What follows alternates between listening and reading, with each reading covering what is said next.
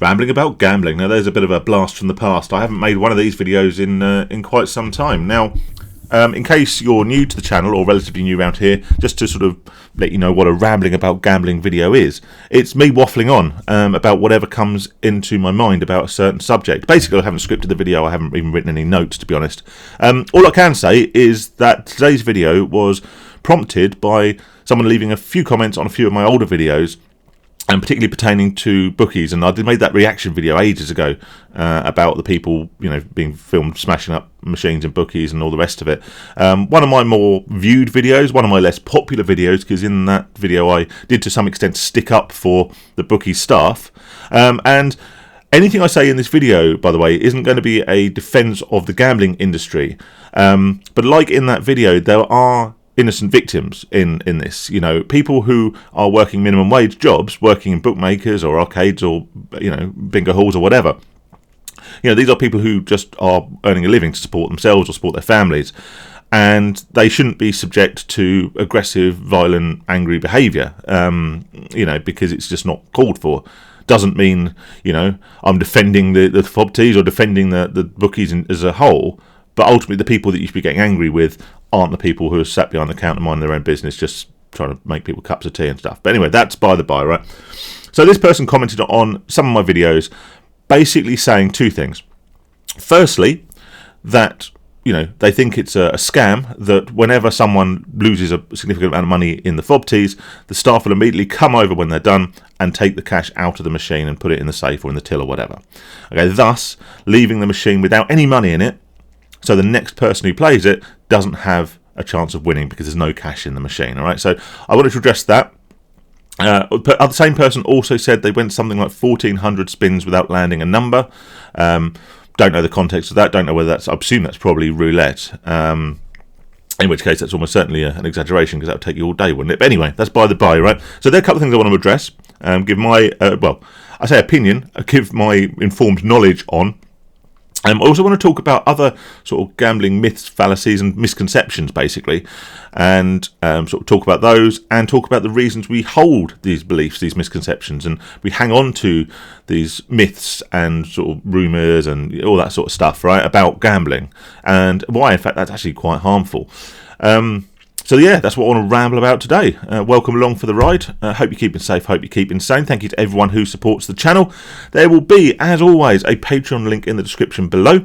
And thanks to everyone who supports me that way. It really is appreciated. And if you do want to help out, then just click that link, sign up, and it would be massively appreciated. If you don't want to support me in that way, that's absolutely fine. We are nearly at 5,000 subscribers, which is bloody amazing, I'd say, for a channel of this type and just one bloke in his camera. But if you're not subscribed already, you don't fancy support me on Patreon, just hit that subscribe button. Let's get to that 5,000 subscribers for no other reason than it will help inflate my ego a little bit, and we all like that, a little pat on the back every now and then, don't we? So, right, I've rambled enough self-promotion for now. Let's talk about gambling myths.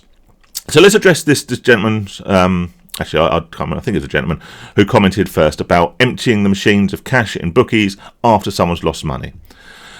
They said in one of their comments that actually they questioned the staff in the bookies about it, who said it doesn't make any difference, and I think he said he got banned for asking the question. Now, obviously, I don't know. I wasn't there. But unfortunately, in this instance, as unpopular as it might make me, I'm going to side with the bookie staff here.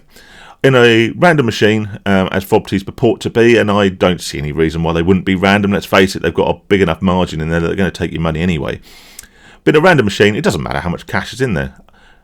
Back in the day, fruit machines, for example, in pubs, you used to be able to tell, how full they were, and that basically would imply whether or not they paid out recently, whatever, right?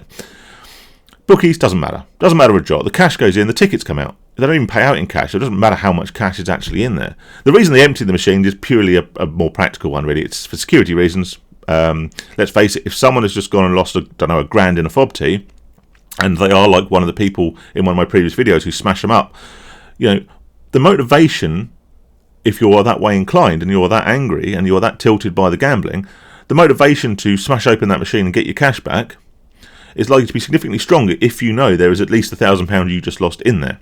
So it's a security risk, not just maybe for that gambler, but for anyone who's going to come and try and rob the bookies. Also, as I just mentioned, they take cash in and they pay out tickets, and those tickets need to be cashed behind the till.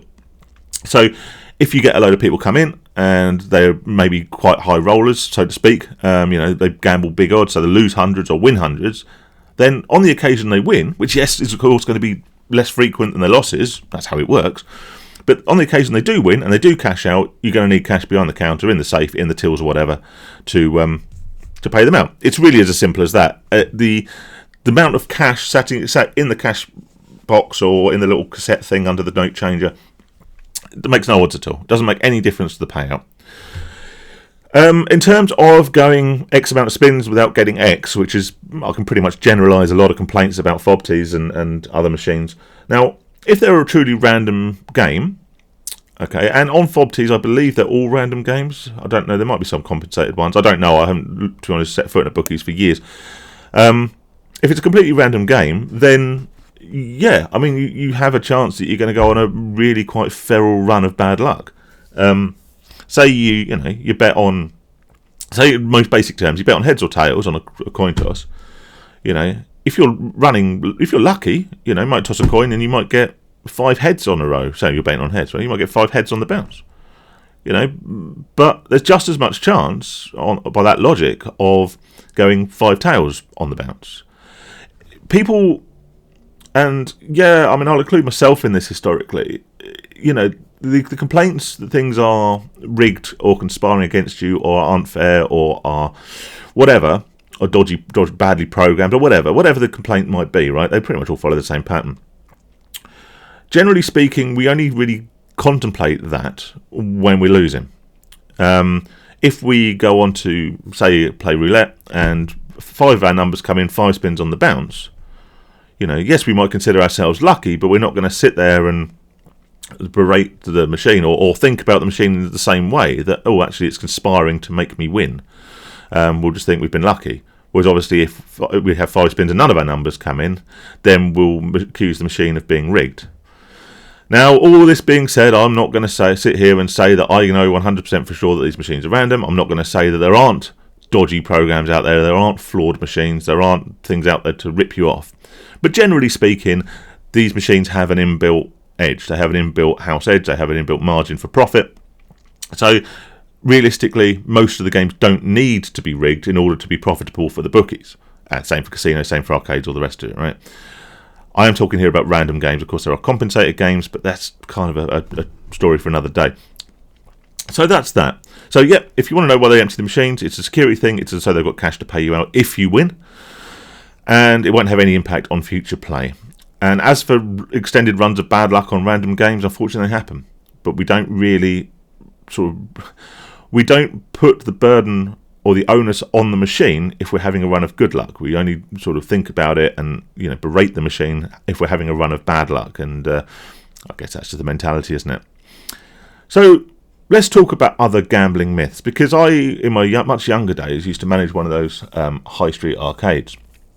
I say manage, it was pretty much only me working there, which I'm sure was a security risk in itself. Anyway, that's by the by. Right.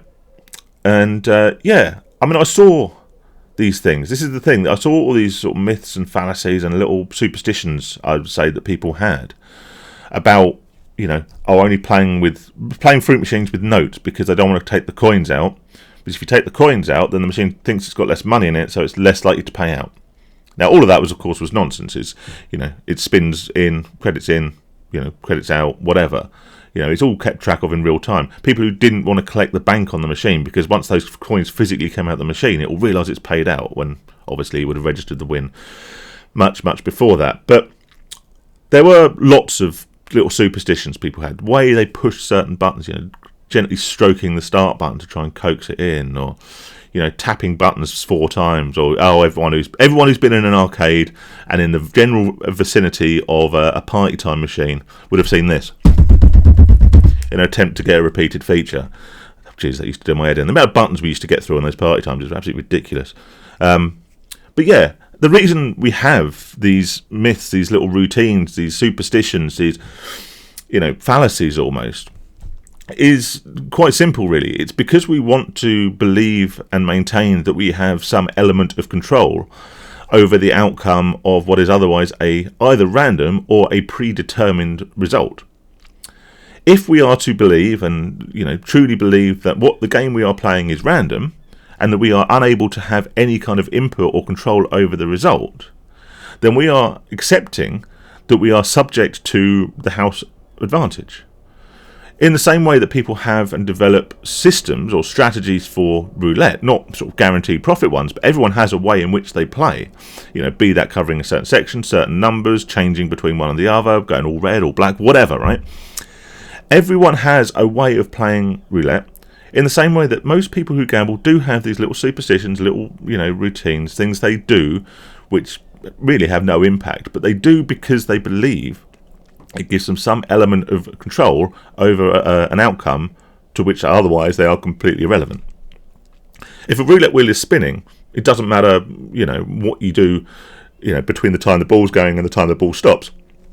It doesn't matter what you do. You're not going to have any impact on the, on the result. In the same way that whether you push the start button on a fruit machine in the corner or tap it 3 times or stroke it lovingly, isn't going to have any impact on what reels come in. The machine has already decided what the next spin's going to be. So, pushing the button in a certain way or smashing the whole buttons on a party time to try and get a repeat feature is just academic. But, like I say, it's because we want to maintain control. If we don't believe that we have any control over the outcome, then we have to accept that we are effectively, just giving money or giving the house edge to the house. But by believing that we have some element of control in whatever intangible way that is, we can, sort of convince ourselves that, we are somehow playing the system rather than being played by the system. And this is why I think, when people come on and comment about sort of FOBTs being rigged, or the fact that the staff have come and emptied the machines, or they interfere with their gambling routine in any way, shape or form, people get particularly irate. And the reason being is because we then feel like we are handing over this element of perceived control, when actually in reality there's no control at all. Handing over an element of this perceived control to a third party. In the same way as that we feel that certain people are a jinx on our luck.